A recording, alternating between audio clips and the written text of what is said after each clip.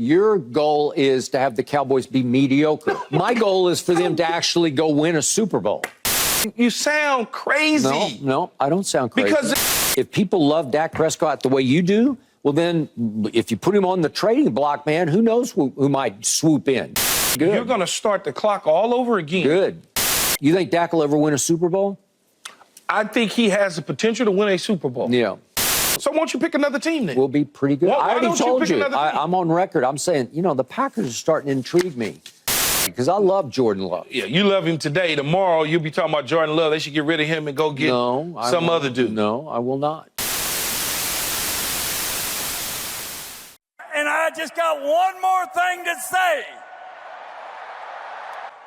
How about them Cowboys?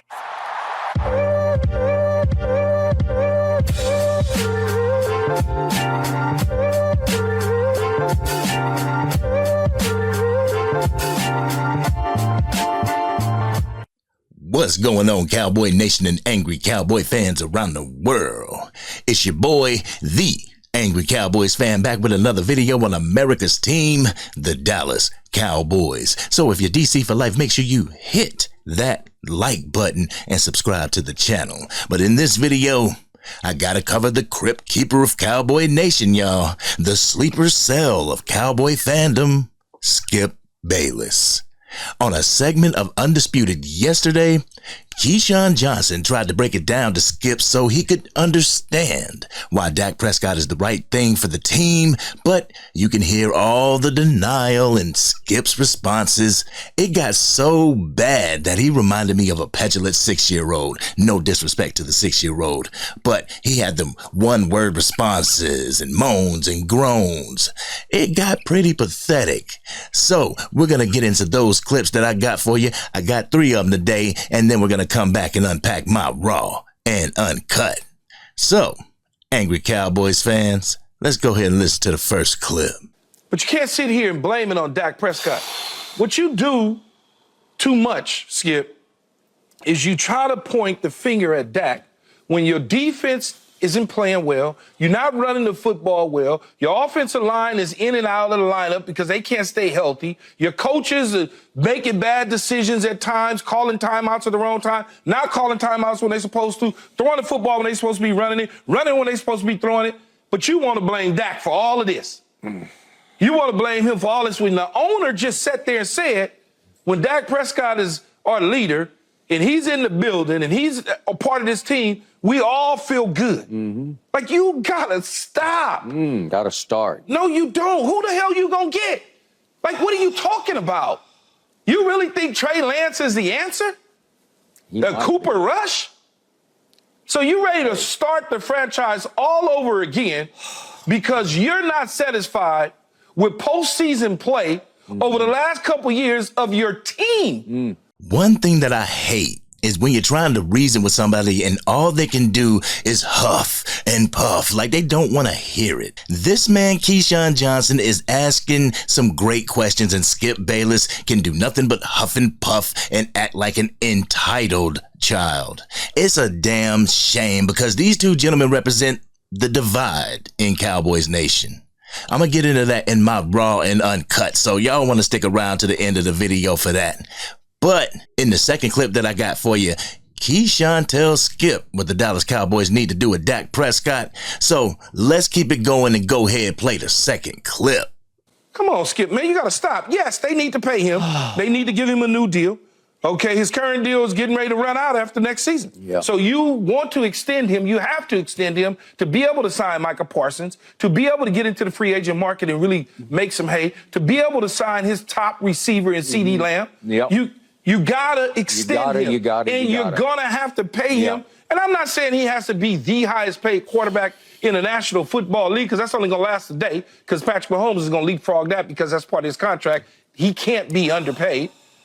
He's gonna be a top 4 paid quarterback in the league. Just great. Just great. Oh my God. This is 100% fact though. In order to do these things, you will have to pay Dak Prescott. Some people are talking about having him play his current contract out, not realizing if he does this, the Dallas Cowboys will be set to pay him $59 million. In an extension, they can have the ability to backload the contract so that they can save on the cap for the here and now for our Super Bowl window. This way you can sign the key pieces that you need. It would be financially foolish to do anything but extend Dak Prescott at this moment. Let's go ahead and get into the third clip that I got for you. Skip Bayless goes on a smear campaign now. He's smearing Dak Prescott, but the fact still remains. The man's going to get his extension. So let's take a listen to that, and then we're going to come back and I'm going to unleash my raw and uncut. So, Angry Cowboys fans, let's listen to the third clip. He throws for, you ready for this? He goes 28 of 39. He threw almost 40 passes in the second half. That gave him 316 yards because you're down 20. It was 27-7 at halftime. But the 27 wasn't all on him. You got a defense stop some damn body. He threw a pick six. That's 6 points. All right, so in the second half, he throws for 316 and 2 touchdowns without an interception. And guess what, ladies and gentlemen? We're down 48-16 early in the fourth quarter. And it winds up 48-32. And somehow Jerry delusionally goes home and says, you know what? I think he can do this. Let's try it again. Let's run it back with Dak. Let's do it again because I'm 81 and I don't have many more chances here. So give me. Stop it. Just stop it. You got to pull the plug, man. At some point, if you care about winning Super Bowls, you say, I've seen enough. You just said, I've seen enough. Pull the plug on a guy that was just in the MVP conversation. Oh, now you want to talk about everything Dak has done wrong, right, Skip? Now you want to sit there and act like you hadn't been banging on the desk all year after a victory. Come on now, man. That's hypocrisy at its finest. I got to get into my raw and uncut because I feel like it's going to be a rant, y'all. So y'all ready for my raw and uncut? Y'all ready? Let's get it. Cowboys Nation is so divided when it comes to the topic of Dak Dakota Prescott and if he can lead this team to an NFL championship. Some, like myself, think Dak has what it takes to lead our team to the promised land. Others think it's time to move on from Dak Prescott. Though I understand their frustration and their position and that I value their opinion, I just don't share the same sentiments. The thing is, I respect each and every one of your guys' opinions on this channel, but we also can agree to disagree without losing any ground. I've said it before and I'll say it again. We're all headed to the same destination, using different cars and different lanes to end up at the same result. We all want the Dallas Cowboys in the Super Bowl and hoisting that Lombardi trophy at the end of the game. As for Dak Prescott, for what it looks like, the Dallas Cowboys are going to extend him. When people who are considered Dak apologists or Dak fans, when they show that they're okay with that decision, those who are considered Dak haters voice their displeasure and disdain for the choice over and over. Then the notorious Dak argument starts to happen, and I feel it's just a big waste of time. We both have opposite opinions. That's not going to change right now. After this contract, maybe it will, but for as of right now, it's not. Why continuously voice your displeasure for Dak Prescott any chance you get in anybody's comment section all the time, every time? We know your position, dude. We know. It won't change anything. Frankly, it gets kind of old. Then the authenticity of my content comes into question when it's widely known that this channel is pro-Cowboy and not just pro-player.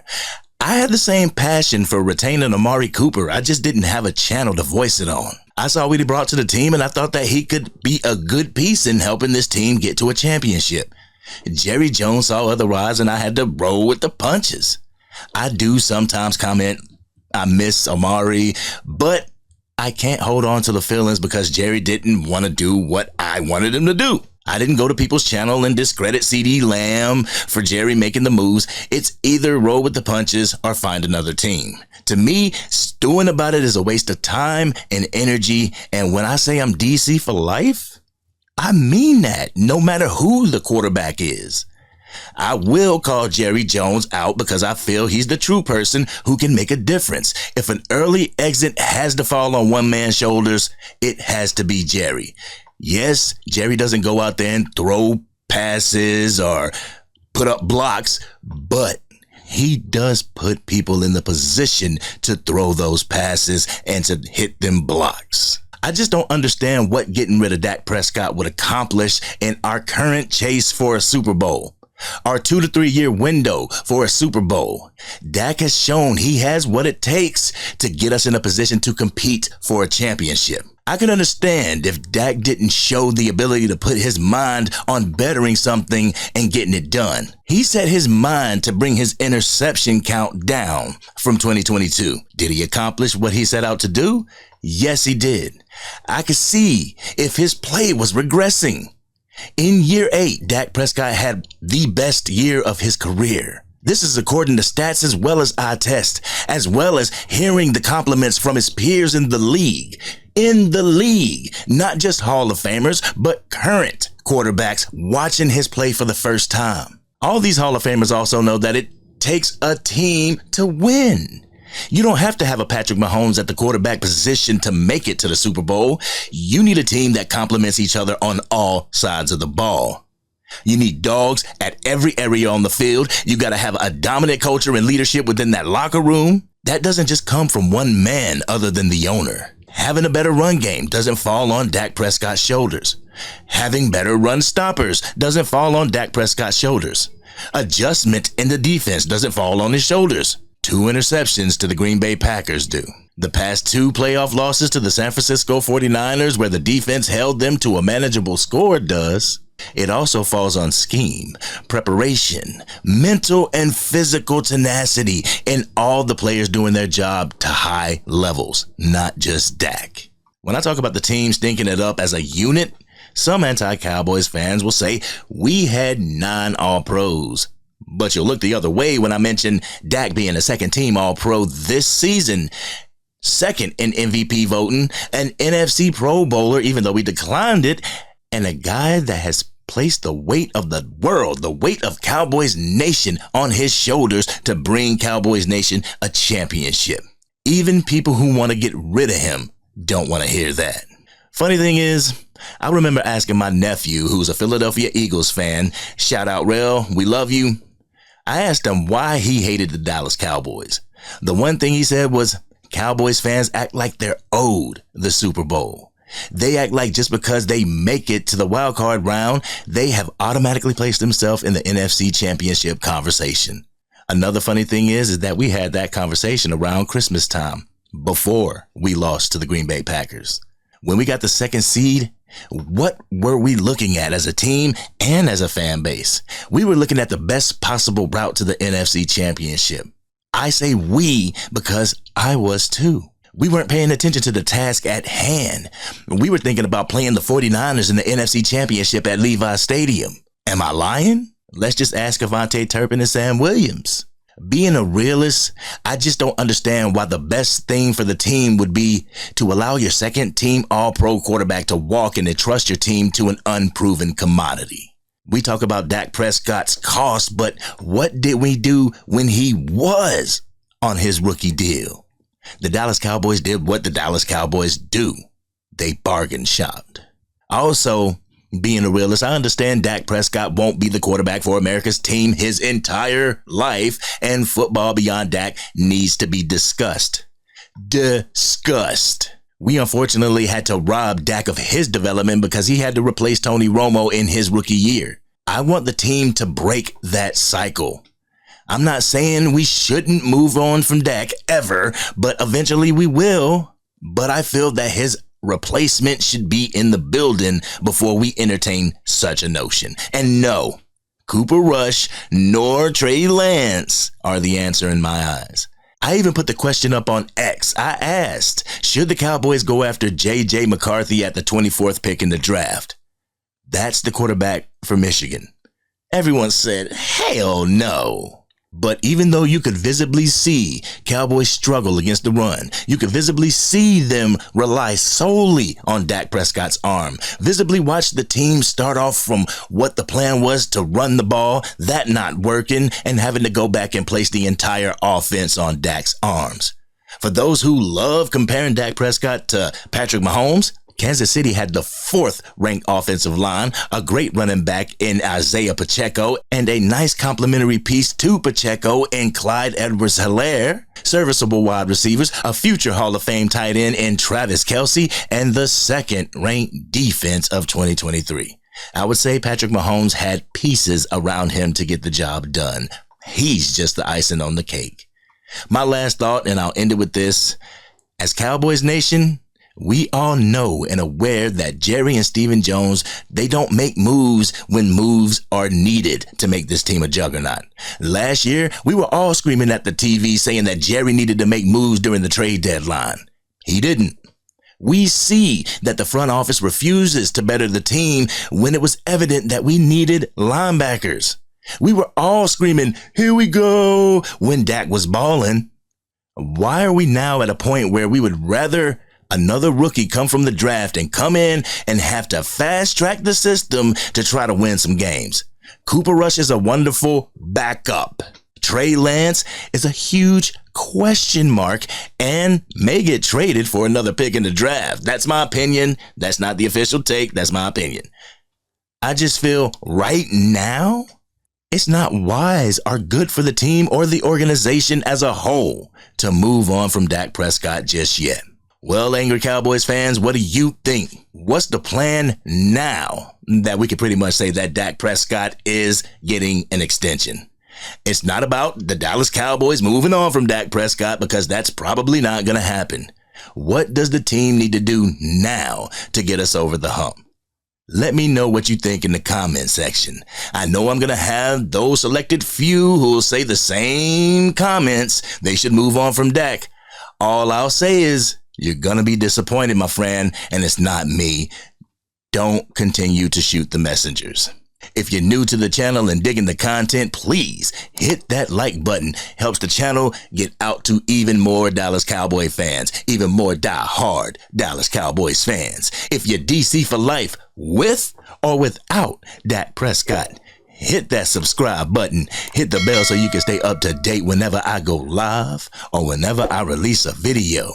I want to give a shout out to Marlon Brando 6701 and Dak Delusional Fan for their passion and love for our Dallas Cowboys. I respect what y'all bring to the table, even if we may disagree. We're all family here. This is your boy, the Angry Cowboys Fan, and I'm out.